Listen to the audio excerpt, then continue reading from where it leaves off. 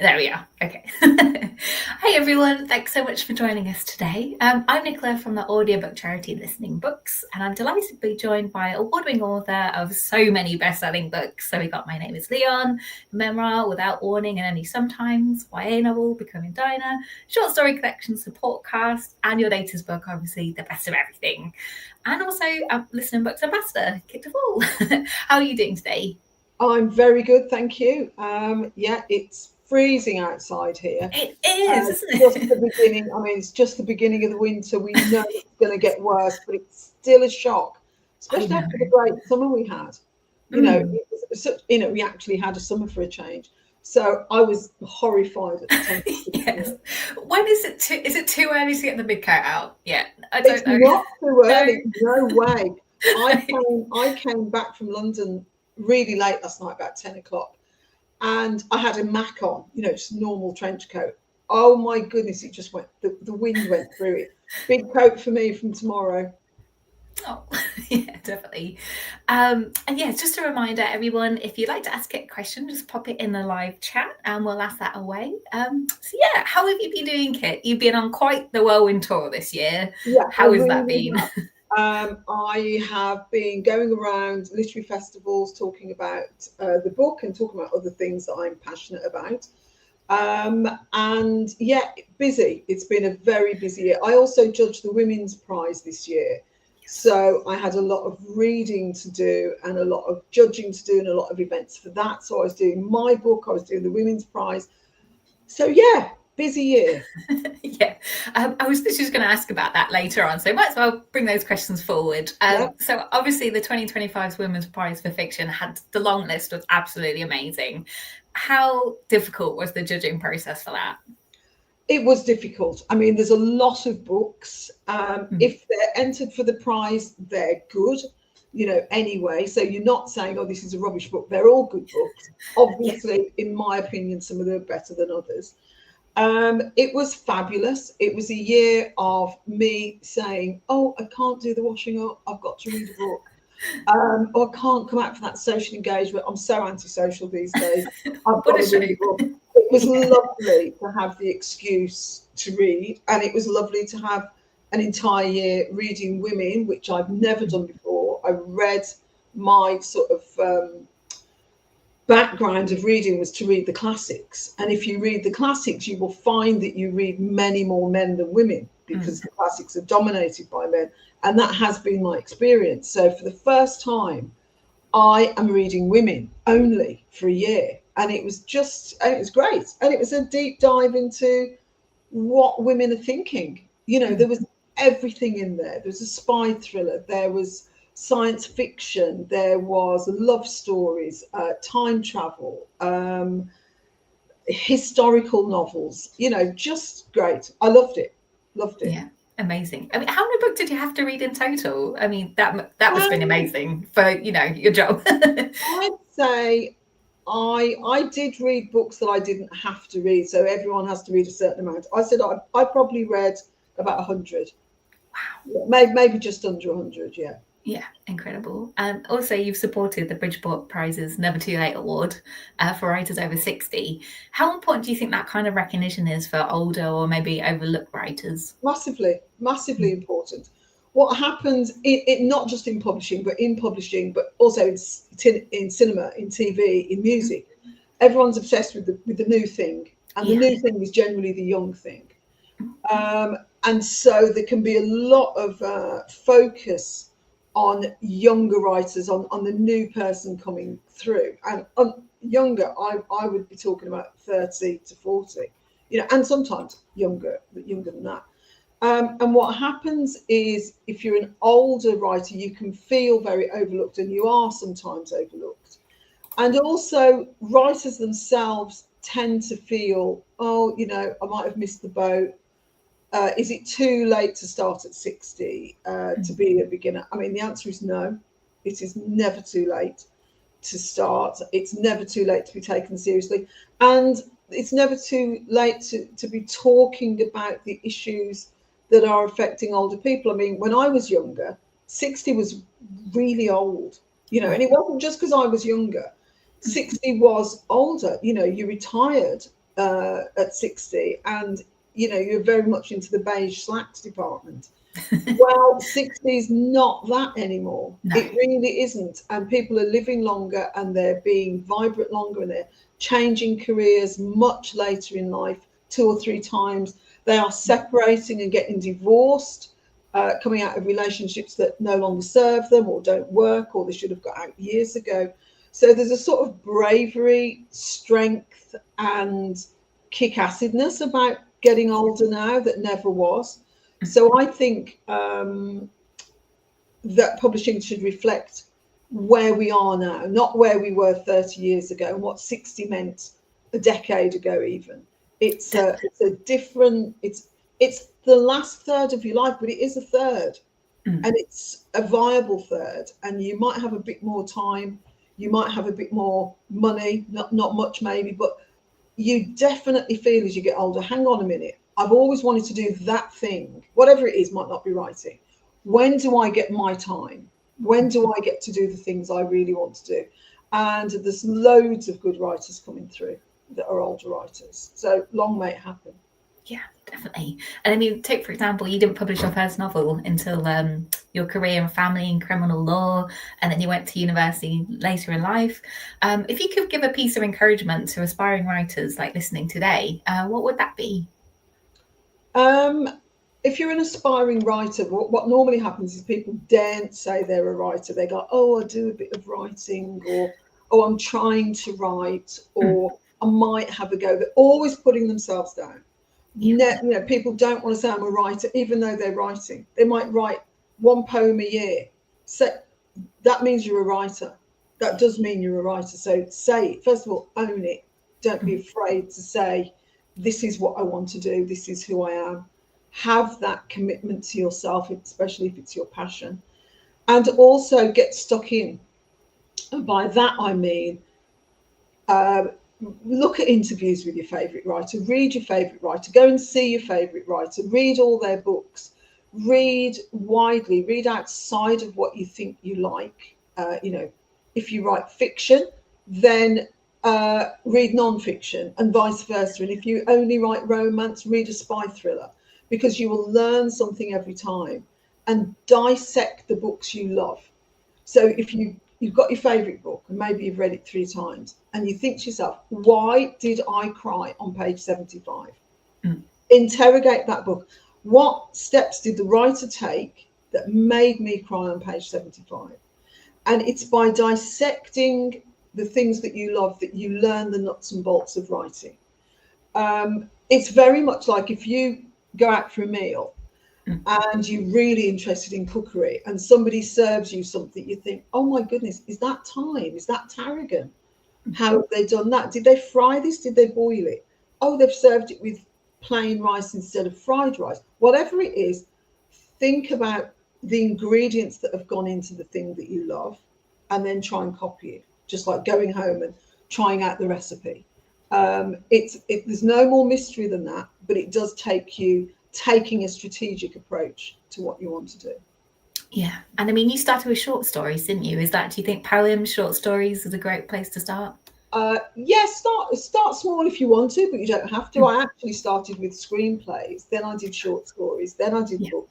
I'll never write poetry. I never read poetry. I can't do it. It's beyond me. I don't get it. Loads of people start there because it's small. And what I would say, small does not always mean easier by any stretch of the imagination. They're different forms, as opposed to being, oh, one's exactly the same, it's just one's half the size. No, there are different rules, there are different things that make things work. So definitely start where you feel comfortable, I would say. If that's poetry, start there. If you feel comfortable starting with your 120,000 word novel, start there. Start where your passion is, because it will sustain you. Yeah, and just start. I think that is probably the hardest thing. Put some words on the page, yeah. Yeah, definitely. And as a self-confessed audiobook fan, I thought we'd do a quick round of this or that, maybe, just to start things off a little bit. Right. So, are you more of a normal speed fan or a sped up audiobook fan? Oh, I would never do the sped up. Oh my goodness. Never, never, never, never, never, never, no. It's got to be at the tempo of the reader. I know that, I mean, I've done it a couple of times at the beginning, you know, like if they're saying something, if they're reading the forward. I don't like forwards of books, don't like them. So sometimes I'll do that really fast and I'm just sort of waiting for it to finish. But no, normal speed every time. Yeah. Are you more short story or epic saga? Don't really like an epic saga. I love short stories. I do love the novel. I do love a novel, but not necessarily an epic saga. And I have to say, I am sometimes put off when I see a book like this. Right. You know, if someone says to me, "Oh, read this book. It's only 180,000 words." I'm like, "Oh." And I'm not saying I won't read it, but I know I could read 2 books, 3 books sometimes in that time. So that would be, I would say, epic saga or short story. I'd read the short story. I sometimes judge it with if I drop this on my head when I'm reading it in bed, is it too much? Would it hurt too much? Good idea. Good gauge. So are you a more one narrator kind of girl or full cast dramatization? Oh, I love a dramatisation. So I love John le Carré, and some of the dramatisations of his books are absolutely superb. I mean, really good, second to none. I think also Graham Greene, big fan. There are some dramatisations of his work, so I do like it, but it has to be really good. Has to be really good. You know, you don't want anything substandard. But I do like the single narrator story as well. I think there is something lovely about that, something you can just drop into. The dramatizations tend to be shorter. So if you haven't got much time, that can, you know, it takes a 7-8 hour novel and it's normally 2 to 3 hours for dramatization. So I listened to Smiley's People recently by John le Carré, read by Simon Russell Beale. Oh my goodness me. So good. So good. Nice recommendation there. So are you a celebrity narrator or maybe more of a seasoned voice actor? Love a seasoned voice actor. Don't really like I don't really like celebrity full stop. You know, Right. I'm not a fan of the cult of celebrity in anyone. I like something well done. Yeah. So it could be your first time, you could be nobody, you could be you know, an Oscar winner. For me, it's just got to be good. I'm not seduced by name. It's just got to be good. One of the best narrators in terms of matching the reader with the story. One of the best matches is somebody, I think it's called Michael Moran, and he read The Sense of an Ending. Oh my goodness. Top. Another one would be the guy, Sean Barrett, I think his name is, and he reads Mick Herron. He reads all the the Mick slow Herron books. horses Oh ones. my goodness. Brilliant.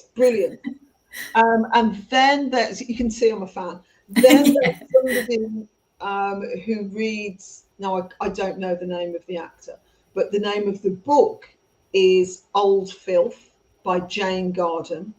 And it's about a retired barrister. So he's quite posh, but it's the unreliable narrator. Oh my goodness, it's so good. It's so good. It's so good. And you have this sense when you're listening, when it's a good narrator and you're listening to it, it adds to the book. The book is the better for it. You're getting a bit performance. The narration, of course, you get the story, but you get a little bit of, you know, if someone's sad, the voice is sad, and if someone's, you know, excited, they're talking like this. So you get that sense of input into the story. You're getting more than the words on the page. You're getting this performance. And Lenny Henry, who, I know this isn't part of your question, but I don't care.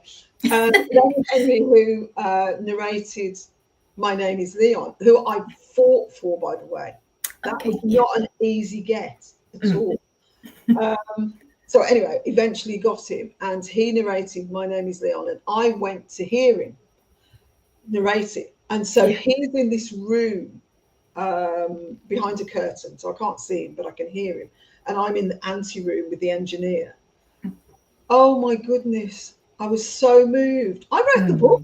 I wrote the work. Yeah. And yet, the way he was reading it was Yeah. so good. It's just great. So anyway, to come back to your question, seasoned. Did you say seasoned actor or celebrity? Yeah. I'm going for seasoned actor every time. Yeah. Yeah. Nice. Are you a walk and listen kind of person or sit and relax? I'm a traveller, so normally I would have an audiobook on a plane, on a train, driving. Yeah. Yeah. So you're not exactly relaxing. So I'd say probably I wouldn't walk. I would never walk around a park and listen to an audiobook. Never. That's music. But if I'm sitting down, I do have to be sitting, Yeah. and then I can just, I don't have to look where I'm going, for example. I'm just staring out of the window with this story playing in my head. Yeah. And are you a more fiction or non-fiction? Good question. I would say if you looked at my reading list, there would be more fiction there, but I do love non-fiction. So one of the really, really good non-fiction books, and one of my favourite non-fiction authors is somebody called Ben McIntyre. And he wrote, believe it or not, I can't believe I listened to this, The History of the SAS. Oh, wow. I Okay. mean, accident. I was on a festival and I really liked him. He was really interesting. He's got a great voice. And he said, I'll just listen to this. It won't be very good. I'm not into the armed forces one bit. Yeah. One of the best books I've ever listened to, read by the narrator. And I've since listened to everything he's ever written. The best thing he wrote is called A Spy and a Traitor. It's a true story about one of the most infamous Russian spies that the British Secret Service recruited. It's like the best spy film. I mean, it really is like watching a film. Yeah. The truth of this story is amazing, and it's read so well. He also wrote something about Colditz, the prisoner of war camp in Germany, which again, utterly brilliant. So yeah, I am a mix, I suppose. Yeah. It depends on how you're feeling as well, I guess. Yeah. And let's get on to the best of everything, because obviously that's what's out now at the moment.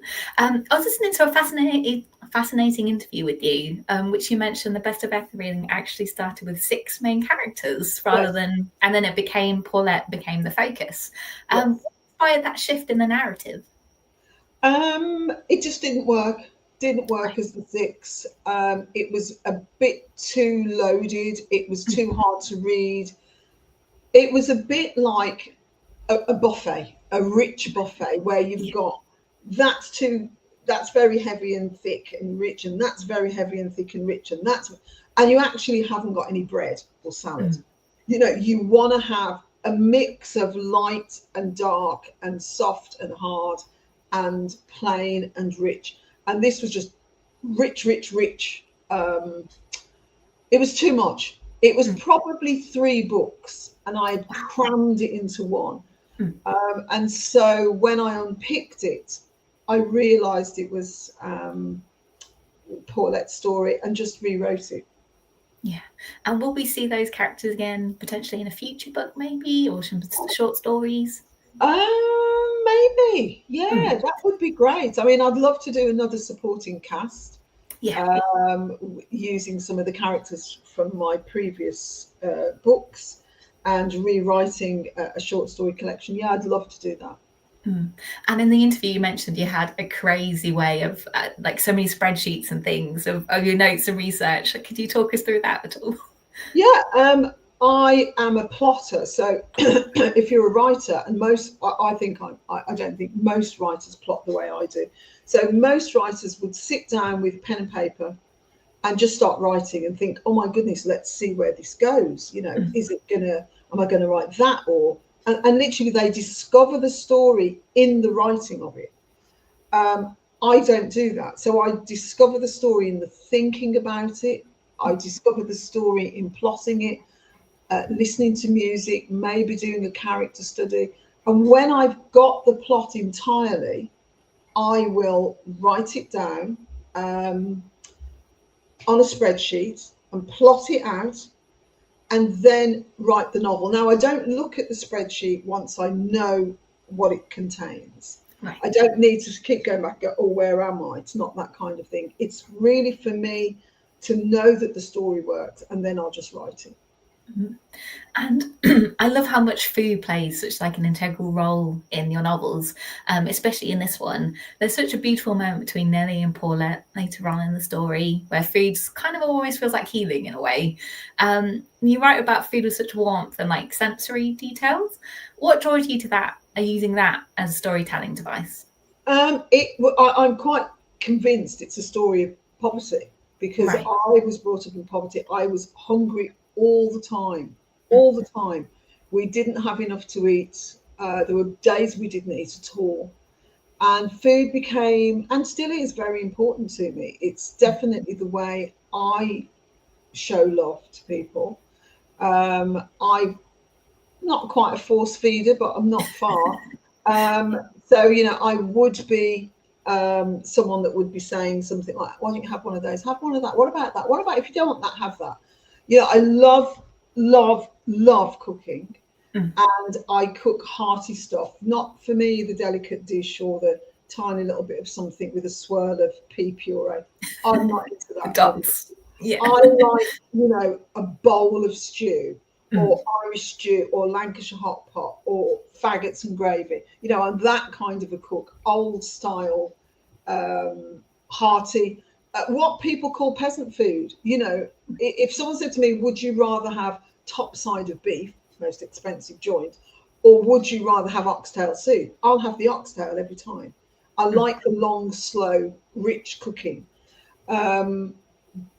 Because I suppose when these dishes grew up and when they were invented or perpetuated, it was for people who might only have one meal a day, and that meal had to work hard, had to fill you up, had to sustain you, had to give you enough food to get on with your usually manual job if you were a lower class person. It had to use very cheap cuts of meat, or no cuts of meat, and it had to feed a lot of people on very little money. So it was very inventive. Taking oxtail, for example, which is heaven. That it's got a lot of fat in it. Fat's very good for you if you're working hard and using it. So for me, it's a connection with people. It's the way I show love to people. It's also very creative, and it's very, very like writing. It really is like writing. You take these ingredients, you put a bit of this, a bit of that, and then you get this end result. Yeah. And Paulette really stayed with me. She actually reminded me of my grandma, just these amazing women that do things by themselves. I mean, she adopted 5 children, raised them all by them, just amazing. She goes through so much and has such incredible resilience. How did she find the strength to care for like Nellie for one of her own after what happened? Paulette's just got an enormous capacity for love. She really should turn some of it on herself. She doesn't normally. She's like looking for places to locate that love. She's an auxiliary nurse, and she is really kind to her patients, especially the ones that don't get visitors. She's good to her friends. She's good to her neighbours. She's good to strangers. And it's just because she's got a big well of love to give.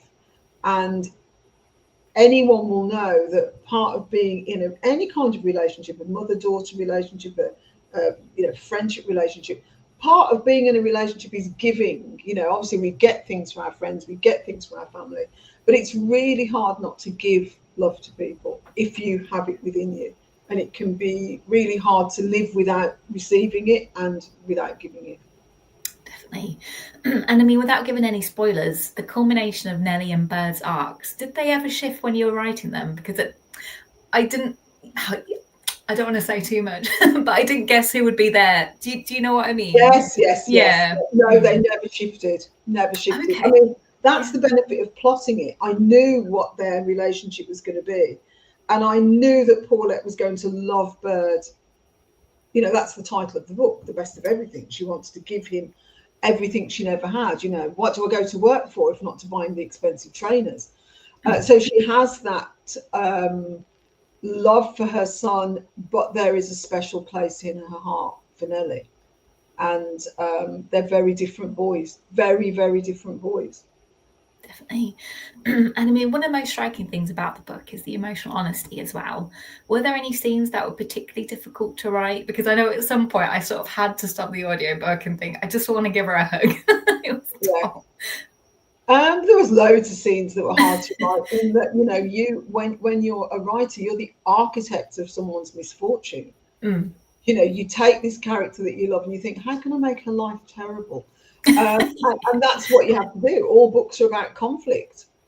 If you have a book where there's no conflict, it's boring. So things have to happen that aren't good, that surprise you, that cause problems for your main hero or heroine. So yes, it was difficult to make a few of the things happen to her that were going to break her heart, but absolutely, you know, important. Yeah. Finally, what do you hope readers take away from Paulette's story when they finish? I didn't know this at the beginning when I first started writing, but I didn't know it was a book about kindness. My editor actually said to me, this is a book about kindness. I really would like people to take away the importance of the small gesture. So Paulette does much more than a small gesture of kindness. But I remember once walking down the road and I felt absolutely ghastly, you know, just having a really bad day. And this woman stopped me. She said, "Oh, I love your trainers," because they were bright red trainers. And, you know, it just perked me up for the day. It's nothing. She carried on walking. We didn't talk about anything. She just went, "Great trainers." And you just think, oh, and you walk a bit differently and you feel seen. And it's a lovely, lovely thing to just say something, some throwaway nice comment, to hold the door for somebody if that's all you can do, or to smile at somebody, or to be nice to someone, or let someone in the queue. All of those things have this snowball effect in life. And you know, you've made me feel better. I can then feel better about the person I'm going to interact with. There's so much shit in the world. There's so much nastiness, and it's highlighted. I don't believe that the world's a bad place. I just think we focus on the bad. Yeah. And I think those small acts of kindness are so important and so beautiful. And I think if we did more of them more often, all of us, it could change the world. I mean, literally, it could change the world. Definitely. And I think just the last point on the book, I think it's brilliant how you brought a story to life with, because, you know, in the news, you're told sort of like, you got to climb the career ladder, you got to have this, you got to have that. Paulette, she wanted a family and she wanted community, and there's nothing wrong with that. I mean, like a small life, not small life because it's huge, but yeah. Right. It's a small life. I mean, so often, as you say, what do we focus on? We do focus on celebrity. We do focus on the person that has got the big house or the big car or the big name or the fame or whatever. That's fine. Nothing wrong with it. That's been happening since the beginning of time. But there are people living quiet, successful, happy lives at the other end of the economic scale, at the other end of the intellectual scale, who are getting on with their lives and happy and thriving. And also, it has to be said, for some people, it's a massive achievement to get out of bed. You know, I got out of bed today. I had a shower today. I rang somebody today. I filled in a form today. It's a massive, massive achievement for many people just to leave the house, join a club, something like that. And I think we focus on sometimes the big, big, big events in our lives, when every day that little bit of I'm still here, I'm still happy, and I'm really happy with my life. I'm happy in my bedsit. I'm happy in my little community that nobody knows exists. More of that, please. You know, more of that, because those lives are viable and interesting and worthwhile and life sustaining for many people. Definitely, yeah. And moving on to your memoir, Without Warning Only Sometimes, I thought it was fab listening to the audiobook. Obviously, it was wonderful to hear another Bidlan's voice. Yeah. Did you always plan to narrate the audiobook yourself, or was that a decision you made later on? I was a bit reluctant to narrate it, to be honest. I just think I've got a horrible voice. Yeah, terrible. For example, I would never listen back to this ever, Right. ever. No, because it's cringeable. Mm. I can hear all my, like that. I'll do that, and I'll go, "Oh my goodness, speak properly." So I didn't want to. I didn't want to narrate it at all. But for a memoir, it really helps to narrate it by the author. I don't know if you've listened to Bob Mortimer's. Oh, I love Bob Mortimer. Oh my goodness, so funny, so great. And Ted. The other memoir I listened to was Frederick Forsyth. Just great. I mean, just brilliant. So I did. I knew that I was going to do it. I did do it. But there are certain parts in the memoir when I was narrating it where I was laughing so much. I can hear it when I listen back to that. There was bits of it, and I thought I can hear that I'm about to start laughing, and my voice has changed. So it was great. It was really good to narrate it, and it was.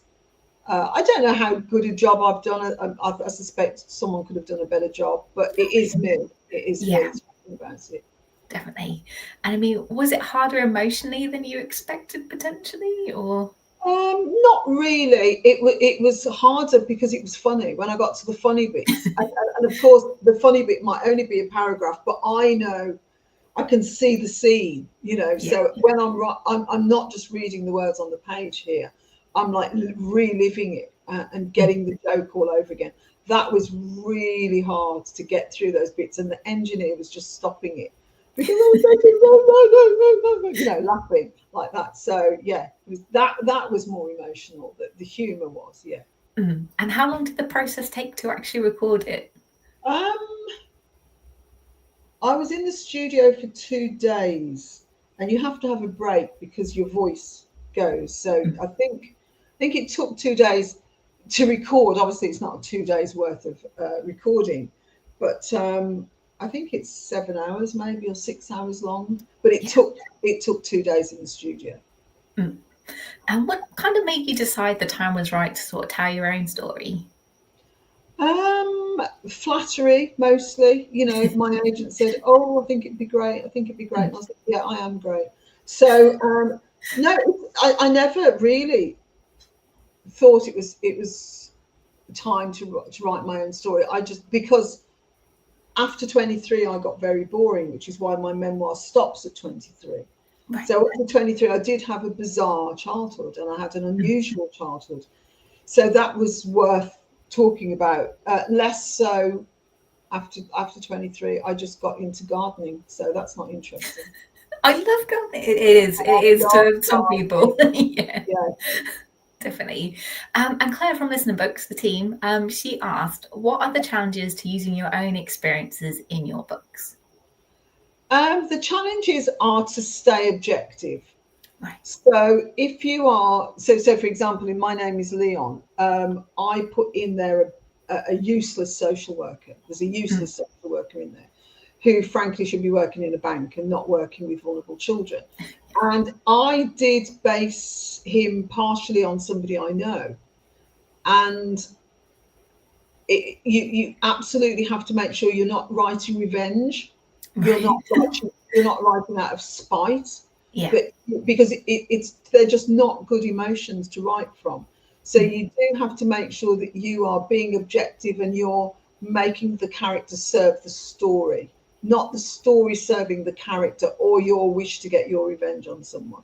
So whenever you're writing from real life, you have to make sure that you have given it's got to be interesting to other people. What is interesting to me is not necessarily interesting to other people.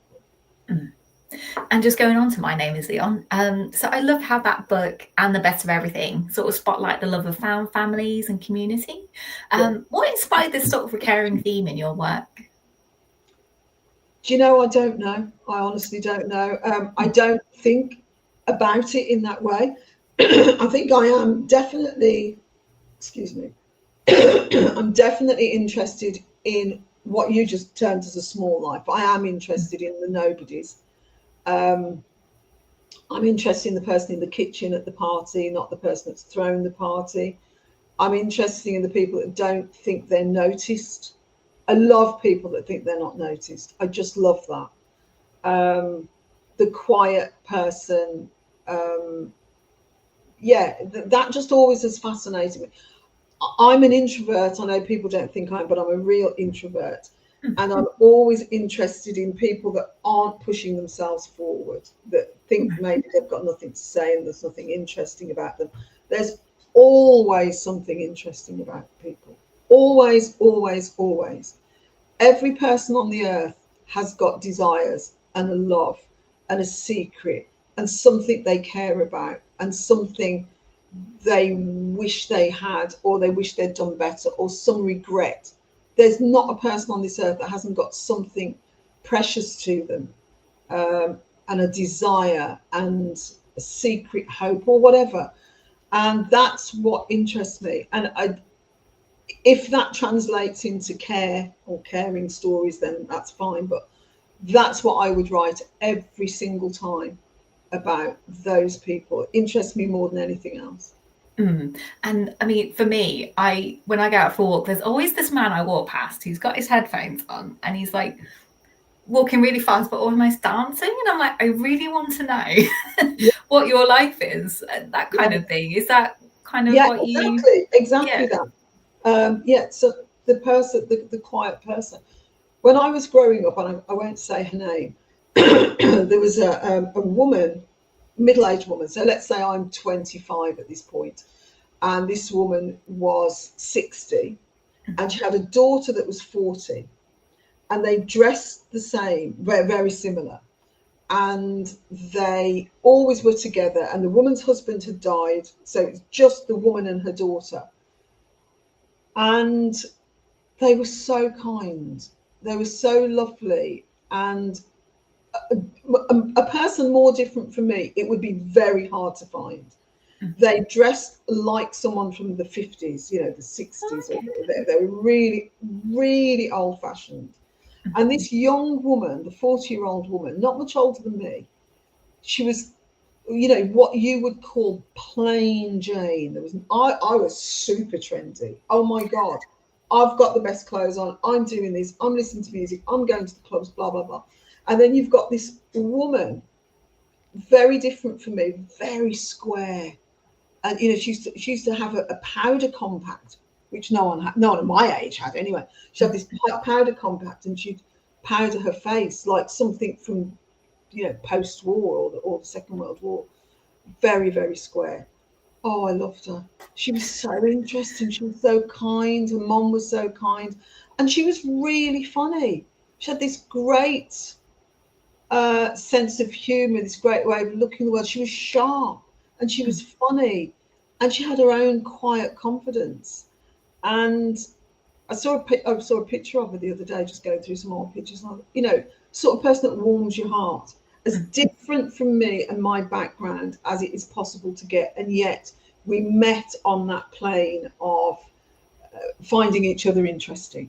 I thought she was fascinating. She probably thought I was fascinating. I never asked her, but I'm putting words in her mouth.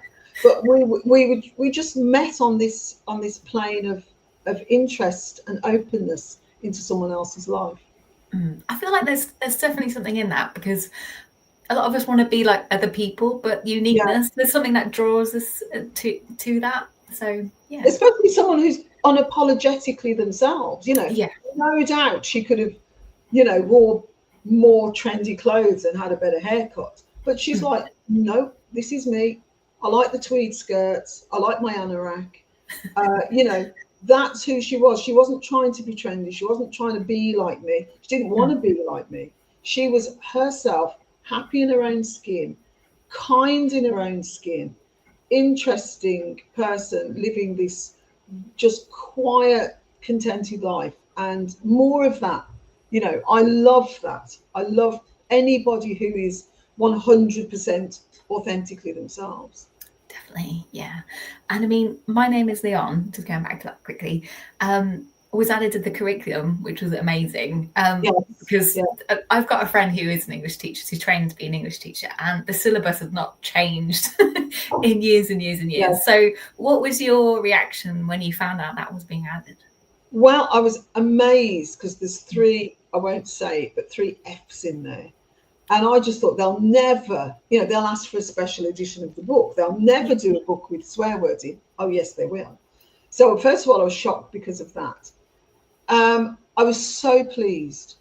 I was really, really pleased because Leon is a story about forgotten people, children in the care system, people don't think about. It's about a quiet portion of society, people that have mental health problems, people that are, economically challenged, people that are broke, poor, living in a tower block. It's about those people. I come from that. They're my people. But you don't often see them represented in literature. And if you do, it's unusual for it to be in mainstream, on the curriculum for everybody to read. So I was really pleased, and I think maybe it will start conversations in the classroom with children that come from those backgrounds, and especially for children that don't know about anyone from those backgrounds. Great for some children to see themselves represented in a book, but also great for people that don't have any conception about those social issues to be reading about it. Definitely. And I mean, it's so much better for them as well than they can see themselves rather than studying Shakespeare, which I mean, obviously Shakespeare is amazing, but great. Yeah, I mean, exactly. Have both. yeah, No one's saying get rid of Shakespeare. Shakespeare's fantastic. Keep the classics by all means. There's such a lot to learn from them. They're beautifully written books that have endured for many years for good reason. Yeah. Add to those books and give the children the choice of, here's this classic literature, what can we learn? And here's this new book, what can we learn? Definitely. And I mean, we're seeing fewer younger people read for enjoyment and pleasure, which is such a shame. Which book would you love to see added to classrooms, or would you recommend children to read to, get that love of reading again?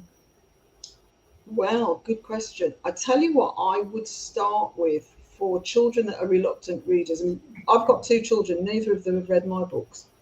They just haven't. They're not readers. So, not everyone's a reader.